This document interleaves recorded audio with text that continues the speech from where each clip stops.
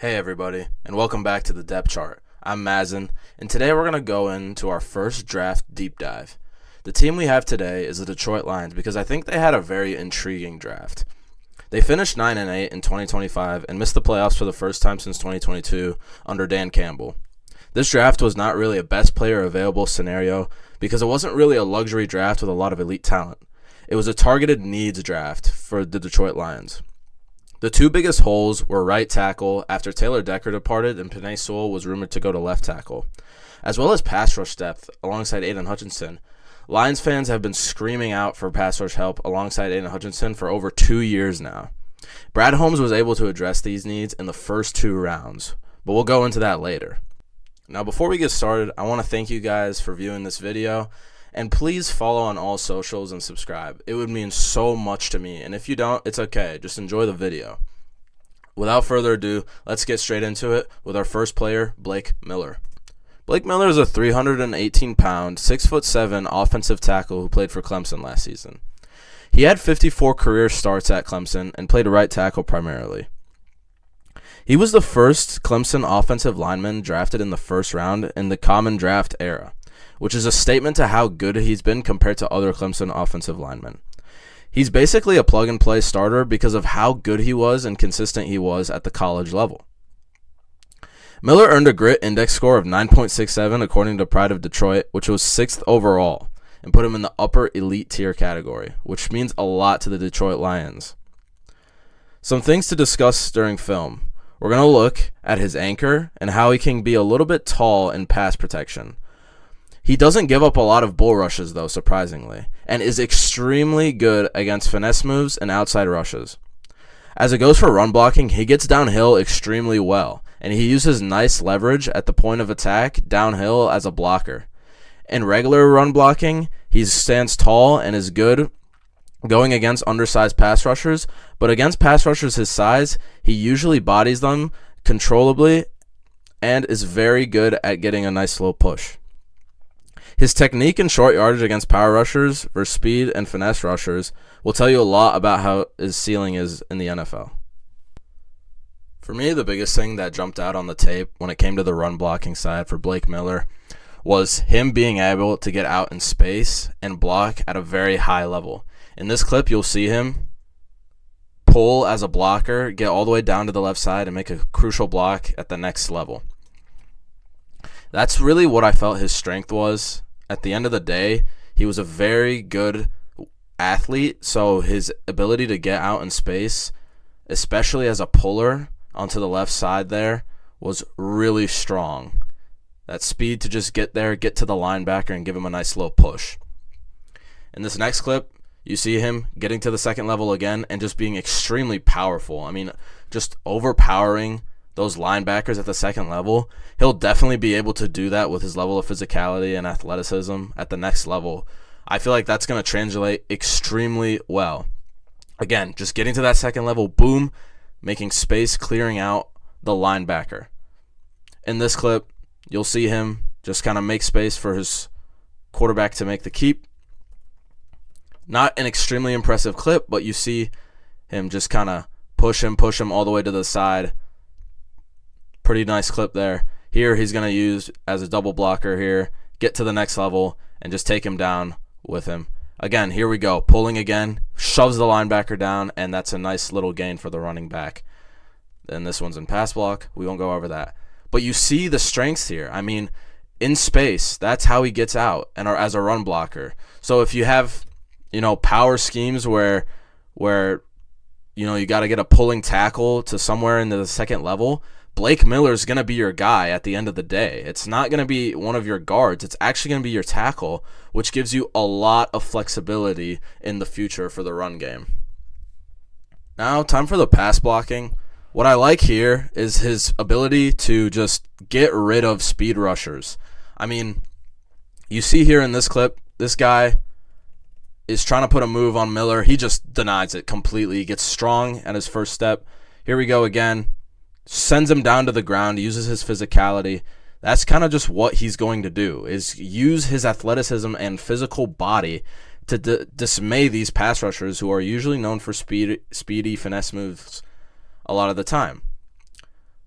Here we go again, trying to get to the outside. Miller just uses that first punch there to completely get him out. He has a strong anchor, and even if he plays a little bit tall, that's just kind of natural for him because he's so tall. Here we go again, trying to get to the outside. He'll just push him all the way outside. He can do that all day. Here is a very nice clip because we get to see him against a little bull rush here. How does he perform? He'll suck it up just like that. Like nothing even happened. No pressure for the quarterback in this situation. He's just going to take him down, give the quarterback ample time to throw the ball, and people thought maybe the bull rush would be Blake Miller's weakness, but from what I'm seeing right now is, yeah, maybe he's going to get pushed back a little bit, but he's going to stand his ground, make sure his quarterback has time to throw the ball, and that's pretty much the aim of the game here. Again, here they're trying to put a move on him, stands his ground. What I like here is he adjusts. First, he gets a little bit of push here with the sidestep, but once he gets to this position, he just stands him up. Look at this. Boom. No chance. And that's what I really like about it. That's a run blocking clip. But again, Blake Miller ability to just stand up and adjust in pass protection is going to be extremely valuable at the next level. We saw against bull rushes what he was able to do, but even against these speedy rushers and finesse moves, that's his strength. He's able to stand them up with no problem at all. Just to fully understand how good Blake Miller is athletically, we have to look at all of his percentiles according to this class. His top speed was in the 92nd percentile. Average top speed is in the 98th. Median speed is 97. Elite speed, you see the graph in front of you. It's unbelievable. A speed ranking of 96.6 and acceleration of 97.9. According to his consensus, this is at the top here. When we look at it, his RAS comparison to other tackles in the draft, he's third against first-round tackles. Monroe Freeling and Spencer Fano ranked ahead of him. Spencer Fano was the first tackle taken because of his pure athleticism. Blake Miller had very similar athleticism at a taller stature. So he's got more power in his build naturally because he's taller and weighs a little more than Fano. Freeling had very good athleticism going into the draft. However, we need to look at the best of both worlds. And what do we do to compare that is career starts, reliability.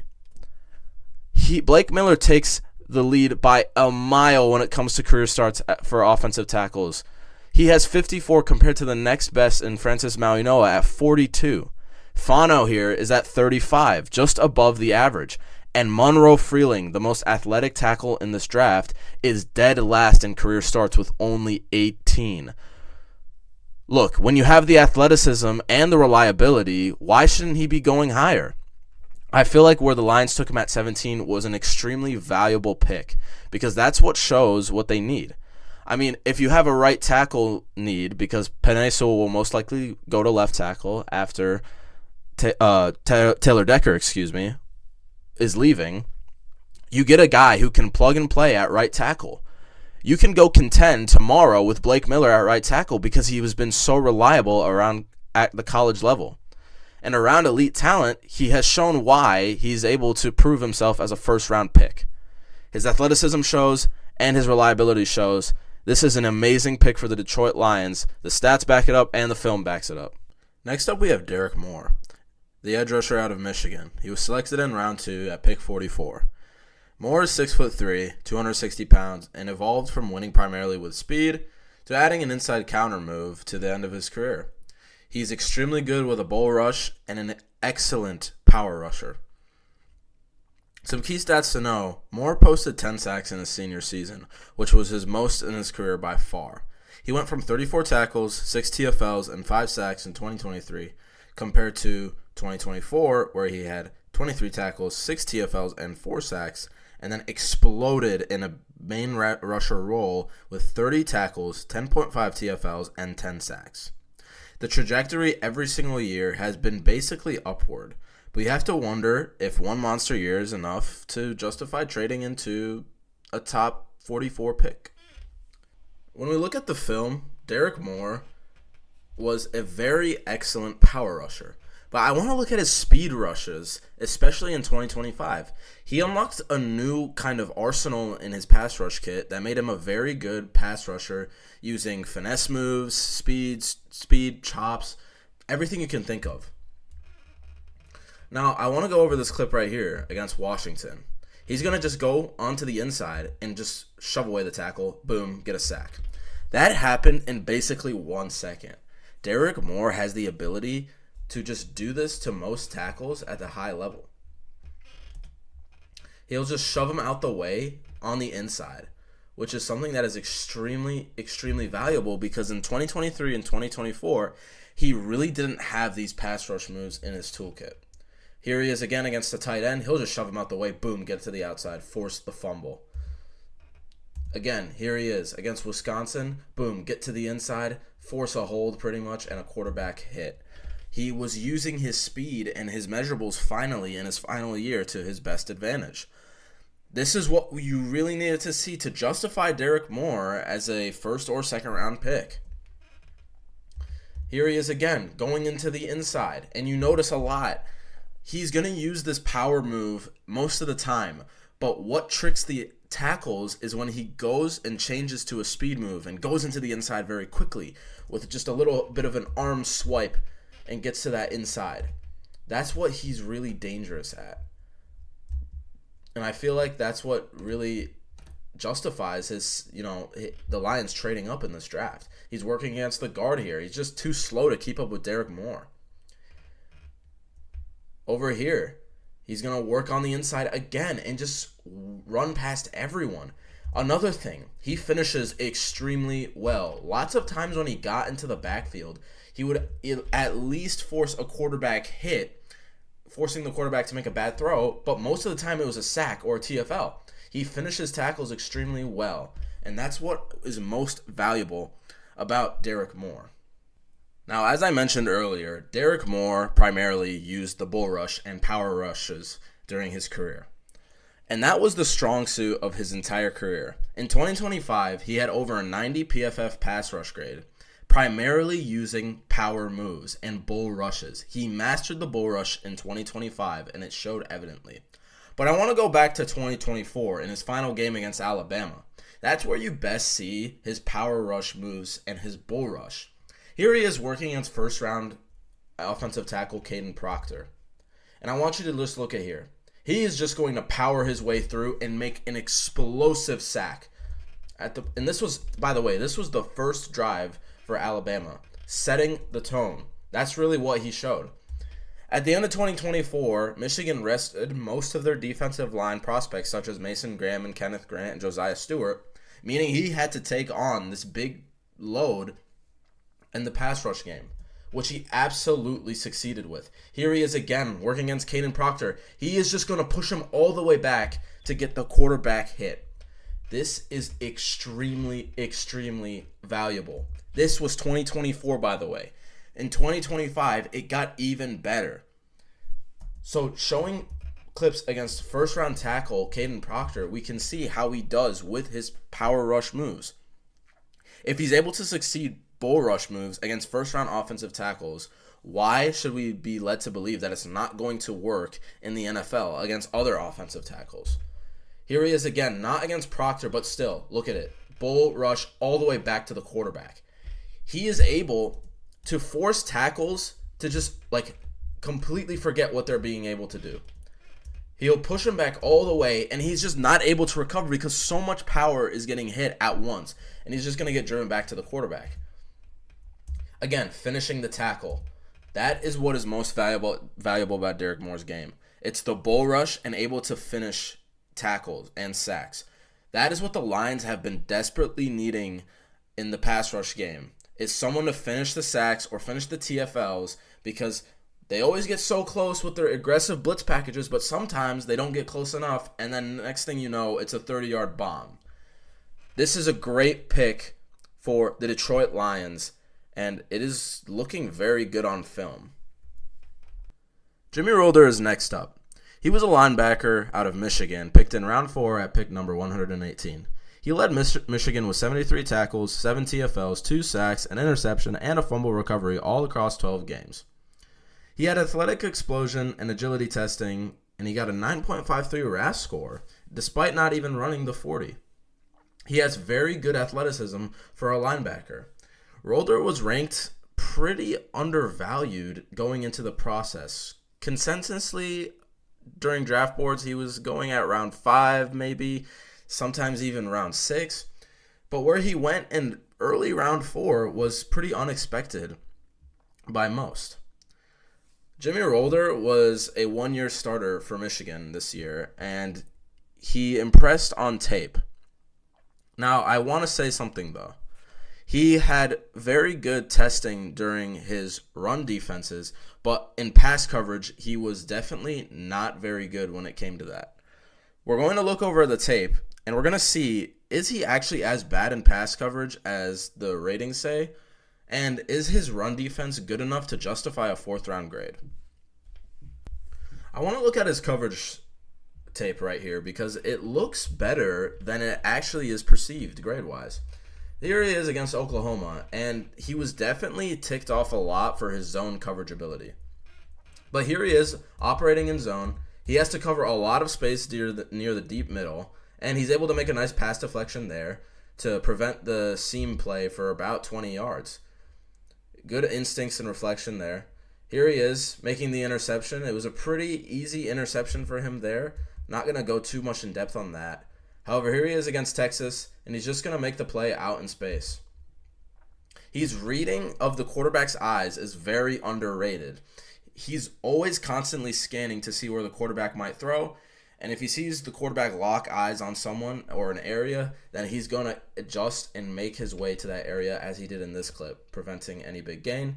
Here he is. Look at him just kind of staring down the quarterback, keeping his feet chopped in the air, and boom, going to make that pass break up. Here he is against Ohio State, and we're going to look at him just cover this hole completely. His run defense was exceptional this year. Michigan's run defense from the linebackers was pretty much carried by Jimmy Rolder, and that's pretty much what I saw on tape. Look at him. He's just operating as the middle linebacker here. I believe he's manned onto the running back, Bo Jackson, here. He's just going to make the chop tackle there. Extremely crucial against Ohio State because the Michigan front four were not getting any pressure at all or any push in the run game. Jimmy Rolder was making lots of tackles against Ohio State. Here he is again against Washington. Williams is just going to get out here. Quick pass, and Rolder's all over that. Again, scanning is what he does best. Here he is again, just going to capture that hole. Again, another clip against Ohio State. What's interesting is I didn't show any clips for Derrick Moore against Ohio State because I thought that was one of his worst games of film. Not a lot of people played good in that Ohio State game on that Michigan defense. I felt it was one of the poor performances from the Wink Martindale defense that year. Jimmy Rolder again here against Ohio State. He's just going to get off of that offensive lineman, not going to let him get sucked in there, and he's just going to make the tackle again. This is where his most valuable trait is shown, and it's the grittiness, because in an Ohio State game where Michigan was pretty much being dominated, not by the score, but rather how they were playing. No push from the front four. The defensive backs for Michigan pretty much gave up by the second half, and Jimmy Rolder was making plays every single time in the run game. It was extremely crucial, and he helped the team pretty much mask a very bad defensive performance. Here he is again against Michigan State. This was easily his best game of the year. He's just going to get out in pass protection, man coverage against the tight end, and get out there. Again, reading the quarterback's eyes was so important for Jimmy Rolder this year. It made him a better player completely, especially in this starting role. We're going to go over this last clip against Michigan State. Another run play. He's just going to stuff. Jimmy Rolder is a very high upside pick because if you can put all of these things together in the NFL, he's going to be making plays in the backfield. He's going to be quick to option plays or RPOs or quick plays out of the backfield. He's going to be all over that. However, if his pass coverage isn't good enough at the next level, we might see, a little fall off in rotation for Jimmy Rolder. But if he's able to put everything together and have decent enough pass coverage in the NFL, which is already not so great from most linebackers, he could be a very good pick for the Detroit Lions. I like this pick, and I like the swing they took, especially with Alex Anzalone going away. Now, this is arguably my favorite pick of the draft. Keith Abney II, cornerback out of Arizona State, was picked in the 5th round. Now, if you followed the draft process, you would know Keith Abney was going around the late 2nd round to early 3rd round. Nothing later than that. However, he was able to fall to the Detroit Lions in the 5th round. Now, I love value picks because we need to look at why they fell and if they really should have fell. Because I love the consensus ranking more than anyone else, but we have to look at why they fell in the first place. This is one of the reasons why he might have fell, was his athleticism and his RAS score. He is undersized for an outside corner, period. He is 5'9", 187 pounds. He plays physically, but at the same time, his size is not good enough to play physical at the next level, especially on the outside. That was a major concern for most teams.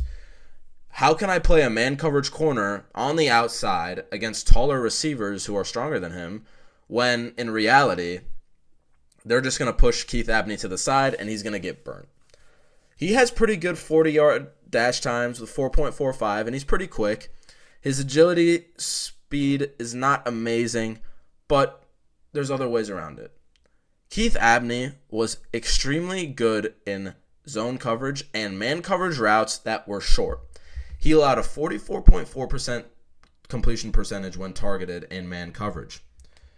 However, there's 2 levels to this. He was extraordinary against intermediate and short routes, slants, out routes, in routes.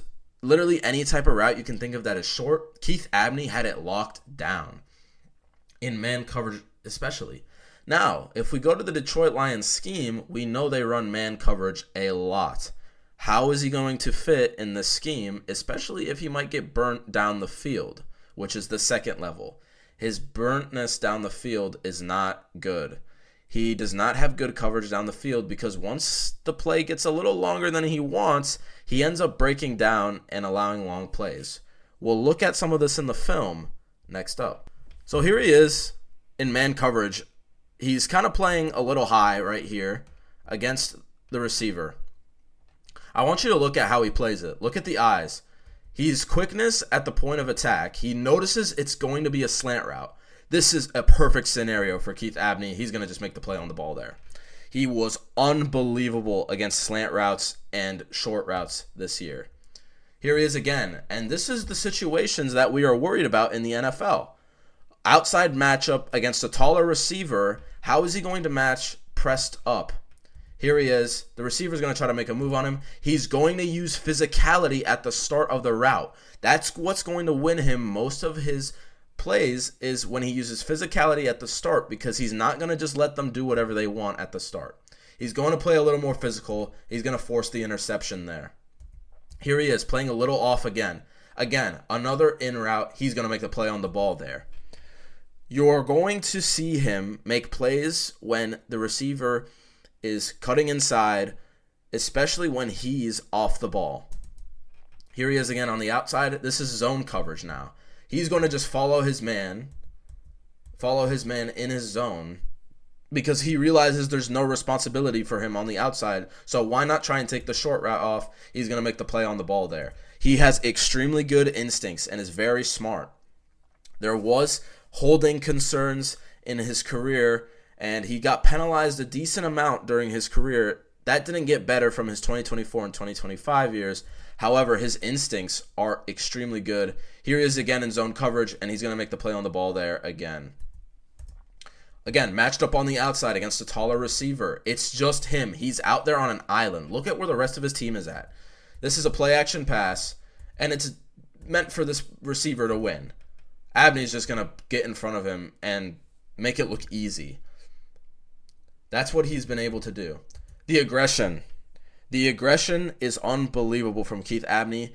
He's a gritty player. He's what the Lions are looking for. He's going to make the tackle here and force the fumble. Not going to get it, but it's okay. Here he is again, playing off. And sometimes you see, look at the film here. Here, he's coming back on the route, and he's going to make the play. What have you noticed when Keith Abney's been playing off and all the good clips are showing? It's when they're cutting inside, coming back, short routes, intermediate routes. We haven't seen any deep ball clips because that's where he's been mainly targeted. NFL coaches are going to know this and are most likely going to scheme him that way. So receivers are probably going to take deeper routes against him. What is the fix? Play him in the slot. You're going to probably have to play him in the slot at the next level due to his size. I think he can play there, even though he didn't play there much at Arizona State. He has great instincts, great physicality, and those are the two main things that you need from your slot cornerback. He's going to obviously have to be coached into that, but I think Keith Abney is a great value pick. At this point in the draft, round 5, 6, and 7, you're just taking the upside pick. Why not take a flyer on a guy who had a round 2 to 3 grade on him in the 5th round? Because he has those qualities. Yes, the concerns are there because he played outside and is undersized. However, this is a great pick. It's a great value pick.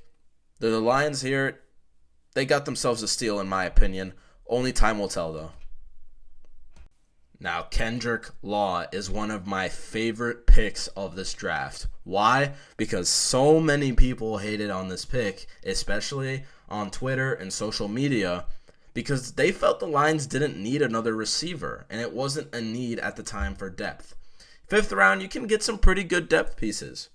However, I think this is depth in a different way. This is not receiver depth for Amon-Ra St. Brown or Jamison Williams.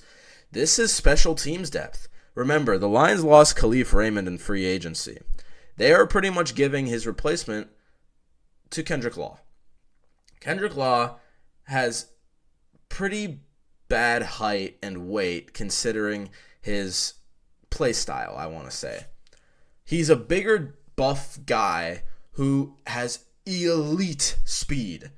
He is extremely fast in game and used his yak ability for monstrous plays at Kentucky.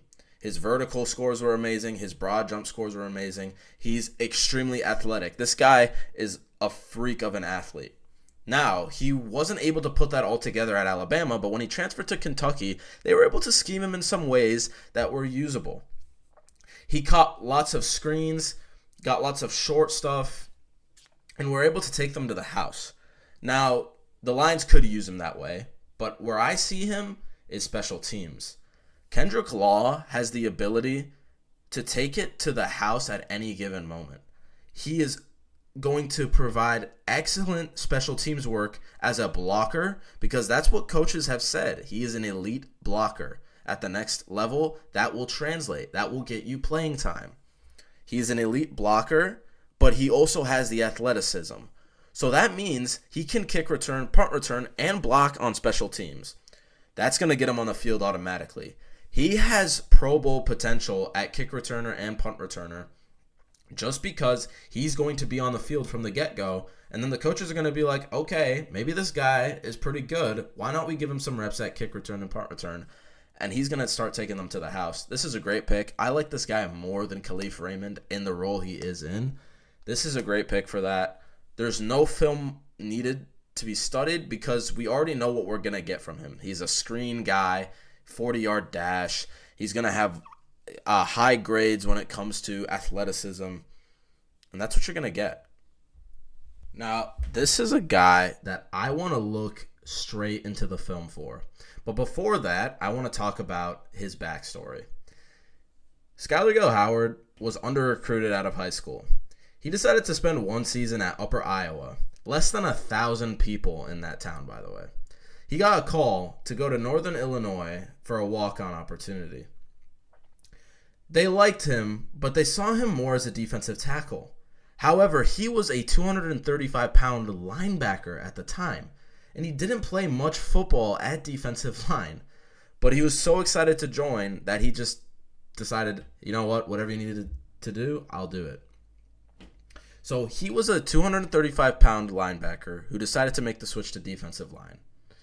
At NIU, he gained over 50 pounds in his first year to get up to 290 pounds. That is unbelievable effort and determination to get to that. It's a physical reinvention of yourself, basically. And then at Northern Illinois, he shined. In 2024, he had 51 tackles, 8.5 TFLs, and 5 sacks. PFF graded him at 84 overall, which was top 10 among interior defensive linemen, with an excellent run defense grade of 88.7. So a walk-on who never played D-line before was already becoming a great player. Now Texas Tech comes calling in the transfer portal. LSU comes calling. Florida State comes calling. He goes to Texas Tech, and unfortunately, he had an ankle injury that ended his season just after 6 games. But we need to look at what happened in those 6 games, because he posted 9 tackles, 2.5 TFLs, 6 quarterback hits, and a 55-yard pick 6. He got Big 12 Defensive Player of the Week 1 week. And this was all before his injury, only in 6 games. Let's look here, because his pass rush ability this year was unbelievable. The only thing that stopped Skyler Gill from being at least a 4th-round pick was the injury, because he didn't have a lot of tape at Texas Tech. But here we go. Look at that. The quarterback obviously stumbles here, but he makes the guard look silly. I mean, the pass rush moves he uses is unbelievable. Here he is working on the inside. He's just going to go with a side step again, bring the quarterback hit and the interception. Here he is again, working against the guard. Go back to the inside and power his way forward, force the quarterback to run. As you can see, he has an extremely quick first step. It causes guards to just be off balance for that, readjustment to try and block him. And that's extremely valuable in pass rushing situations. Here he is again. He's going to do the same exact thing. If that move is not broke, why fix it? That's going to work on the NFL if he's mastered that move and continues to use that move at his size and stature, because that's simply just too overpowered for guards to defend against. He's going to swim again in the inside, make the tackle in the run game. People were concerned about his run defense. It was excellent at Northern Illinois. Why not in this year as well? Here he is again, stuffing the run. He has good size and great pass rush moves. I think this is one of his best clips right here, because he's just able to get to the quarterback so quickly. Yes, he had help from the edge, but he literally made the guard look silly. It was unbelievable what he was doing in his limited clips. And the ankle surgery, unfortunately, made him go out for the season. Here's the thing. When you make such a quick adjustment to defensive line, how are you able to perform in the NFL? Because there's lots of things you're going to need to do at the defensive line position. How do you move laterally? How do you get backside pursuit? And how do you hand fight in the interior? These are all questions you have. But from the limited film we have, why not say that Skyler Gill will be a situational pass rusher for the Detroit Lions at some point? Is he going to be an every down starter? I don't think so. However, he offers great pass rushing situation mobility, and I think he's a great pick for the Lions. 6th round, why not go for a guy like this? Now last, we have Tyre West. He was picked in the 7th round for the Detroit Lions. He is seen as an edge rusher, but also a defensive tackle, maybe a 3-tech. We don't know yet for sure where the Lions are going to use him.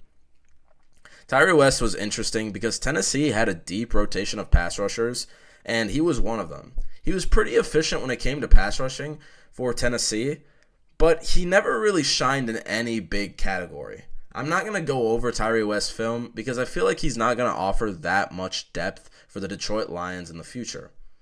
Maybe he can show something during the preseason or summer workouts, but in my opinion, Tyre West was just a pick that maybe the Lions saw he didn't get as much playing time as he should have, and maybe he can make an opportunity of himself in the NFL. In my opinion, Tyre West is just going to be a practice squad player or maybe an occasional depth player for pass rushing situations. However, there's not much to go over because he just simply doesn't have a lot of outstanding traits, hence why he was picked in the 7th round. Overall, I think the Detroit Lions had one of the best drafts in the NFL this season. I think they targeted a lot of their needs and saw the value in a lot of their picks. Miller was 17, but his consensus was 52nd. Rolder was at 118, and his consensus was 160. That wasn't wrong because it was what they needed. If a player that the Lions think is going to succeed is picked, then why not take him? It doesn't matter where the value is at if they feel like they're going to contribute in some way. Maybe they're not the best prospects on the board, but they finally targeted their needs instead of going with who they think might succeed. The day 3 was also excellent. I loved Keith Abney. I loved Kendrick Law. I thought both of those picks were extremely well, and we saw them use value that time. Abney was a round 2 projected pick, and he went in the 5th. Kendrick Law had extremely good speed and measurables to make him get picked in the 5th round, and I think he has Pro Bowl upside at special teams. And all of these picks have one thing in common. They are gritty. A lot of these players have high grit index scores. They all show a little fight in their heart, and they got that fire in them that makes a Detroit Lion. Dan Campbell obviously loves all these guys, and that's what I think is most important. The Detroit Lions had an excellent draft haul and are going to go straight to contention after this. We're looking at another successful playoff run for the Detroit Lions after this year, and I'm excited to see what they do. Thank you guys for watching, and make sure you subscribe and follow on all socials. See ya.